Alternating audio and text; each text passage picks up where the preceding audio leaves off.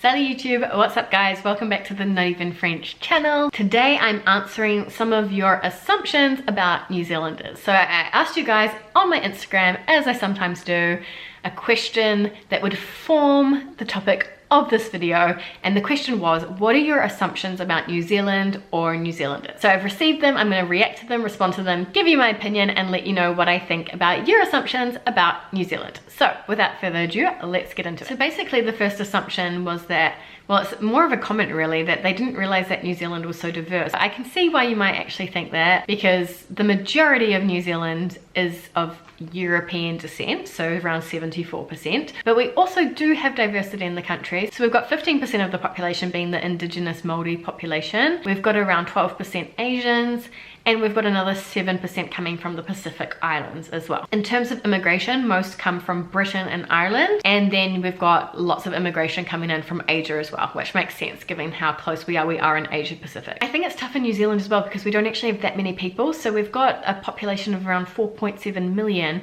but at any one time 14% are living abroad.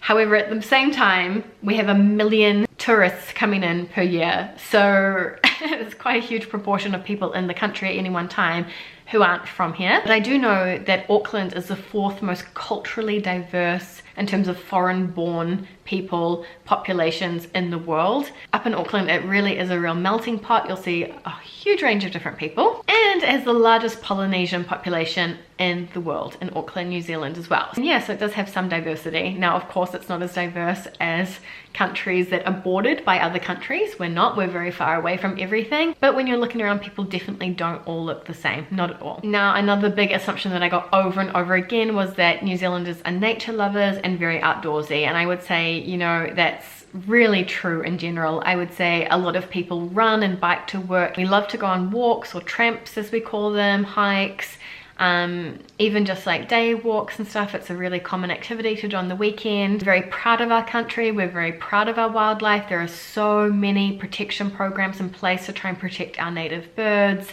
I think there's an interest there, and this is why I struggled in Paris quite a lot on this side of things as well. You're just someone who's like drawn to the sea. You're never far from the sea. There's something about living on an island, I think. So I think in our hearts as Kiwis, nature is so important for us, and it's something that we're very, very proud of when it comes to our country as well, and we do want to protect.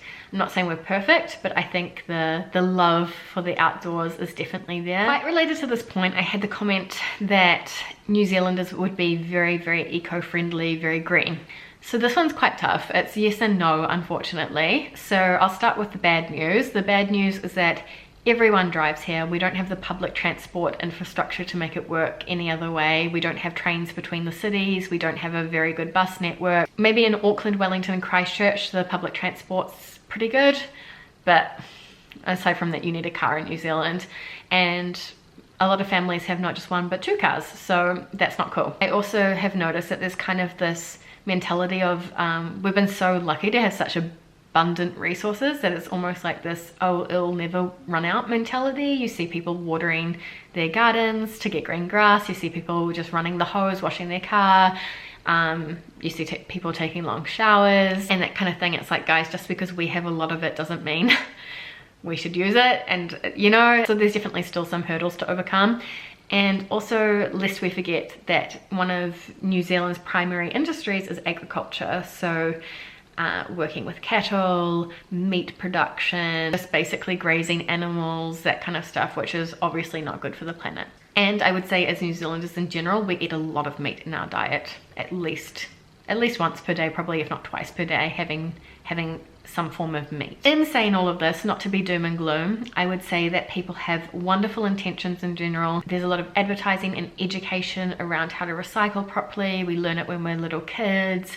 I remember at school having our own veggie garden and really learning about the importance of growing your own food and ecosystems and all of that kind of stuff. I'd also say in public they make it really easy to recycle, and that there's often, in Wellington at least, a lot of public recycling bins, which is really cool, not just like general trash cans where you put everything. And you just see like a lot of local businesses on board, like people take their own box, like recyclable boxes, to get their sushi at lunchtime rather than taking the plastic cartons, I guess, that they usually come in. You get discounts when you have keep cups, you know, when you have your coffee in a takeaway cup. We've banned plastic bags at the supermarket.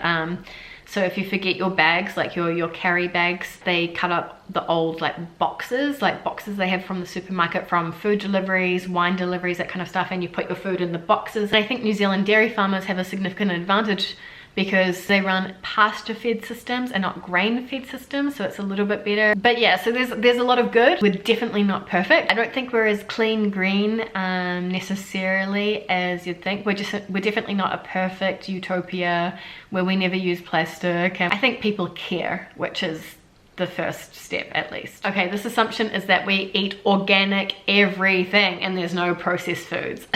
So this is a really strange mix in New Zealand, in that we have amazing produce and meat that's always like, I remember going to Europe and seeing like grass-fed beef as like a marketing thing. I was like, how else do you feed them? You know, like really ignorant. So I think we have a lot of amazing raw materials in terms of like really nice meat, free range eggs, great fruit, great veggies, all of that kind of stuff. And because we produce so much of it here, we've got nice fresh milk, which means we've got delicious like ice creams and cheeses and yogurts and butter and anything with milk.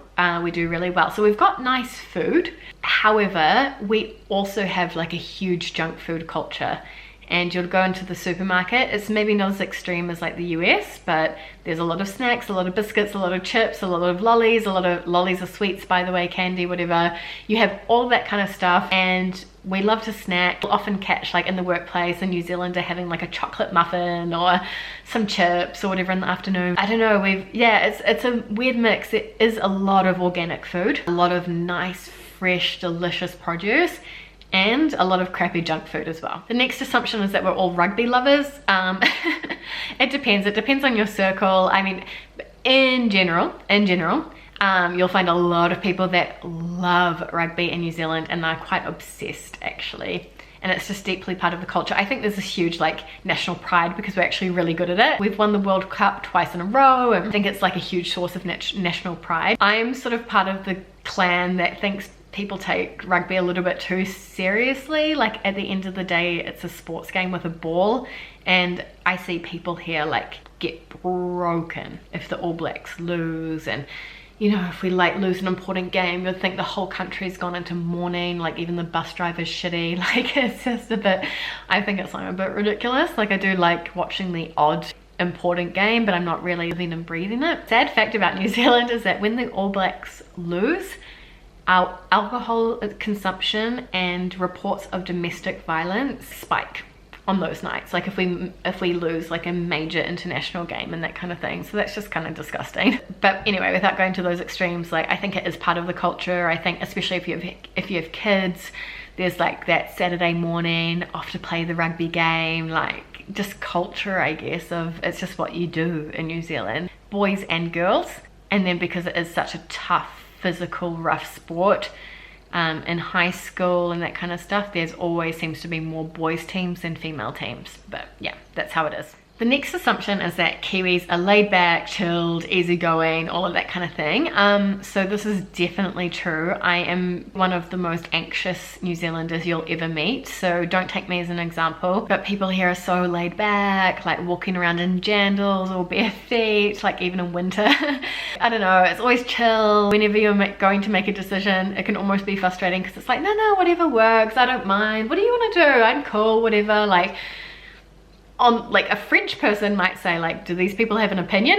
You know, but it's always like no fuss, no complaining, she'll be right, we'll find a way, we'll find a solution, no worries, whatever works. Like it is very easy. And what I like is that people really like accept you as who you are. You don't have to feel like you have to really put on an act or put on a face, or I guess, yeah, have that first impression anxiety. You know, it's cool, like it's easy. And people definitely like take their time more. I feel like they're less rushed, less busy, less stressed in general. The next assumption is that there's lots of sheep. Now, the sheep to human ratio has actually gone down in New Zealand. So there used to be 20 sheep for every New Zealander. And now it's fallen to a 7-to-1 ratio. So there are 30 million sheep in New Zealand, which is still quite a lot, but it's probably not as much as it was when we had this huge reputation for having heaps of sheep in New Zealand. And that's how we earned the beautiful nickname in Australia of sheep shaggers. Yeah, no, it's like one of our biggest industries. We're like, there's a lot of like sheep sharing competitions. We hold the world record for the fastest share of a sheep and stuff like that. So yeah, no, like there's definitely a lot of sheep in New Zealand. I got this over and over again that New Zealanders are happy and friendly and open and warm and all that kind of stuff. And then I had one person say that I've heard that it's quite hard to make friends in New Zealand. So I'm going to address both of them. So I would say that people are really happy and friendly. They've just got a positive attitude, very optimistic. Complaining and kind of feeling sorry for yourself isn't really accepted in the culture. It's always like, okay, but what are we going to do about it? You'll be fine. We're going to find a way. In terms of friendliness, yeah, like for example, there'll be an alert go out, the Wellington trains aren't running anymore due to a technical fault or something, and people will literally on their drive home, they'll drive through the railway station being like, I've got 2 seats, like who wants a ride, that kind of stuff. I just feel like people are always willing to kind of lend a hand to those in need, help each other out, do a favor, that kind of stuff. You also get people here starting up conversations more easily, so on the bus or I don't know, in a store or whatever. They just kind of, I guess like most small towns anywhere, people will just like chat to each other, which is cool. On the other hand, I would say that Kiwis are quite reserved and quite shy in general, and we may not be the most forthcoming, so we'll be really friendly and we'll chat to you and that kind of thing, and maybe even invite you around home for a dinner or a barbecue, but that doesn't necessarily mean that you're like best friends now. And I think it does take a surprising amount of time for foreigners to build those like really deep relationships where you can kind of tell each other anything, you know. The last assumption is that the New Zealanders will love hearing these assumptions. And I know that this is really like rooted in the fact that New Zealanders love hearing about themselves. Let me explain. We're not arrogant people, actually the complete opposite. We're always striving to be down to earth, humble, and to achieve that we're often like joking about ourselves, a lot of self-deprecation, taking the piss, as we call it, out of each other, out of ourselves. Like it's definitely not okay to be like overly confident or anything like that. However, where we will be really confident is in New Zealand, and we love New Zealand and we're really proud of New Zealand. And so we hear people saying that New Zealand's on the top 10 places to visit in the world, or there's some sort of New Zealand connection somehow. Like we're really happy about it. And yeah, and it's probably relating to that, and that's absolutely true. Like if it's talking about New Zealand, suddenly we're interested. So anyways guys, I hope that this gives you a fun insight into the New Zealand culture a little bit more. If you have any questions about New Zealand, let me know down below, because I can either reply to you straight away, or it will give me an idea to talk about something in any future videos that I might have. And I'll see you guys on the Nova in French channel. Bisous, à bientôt.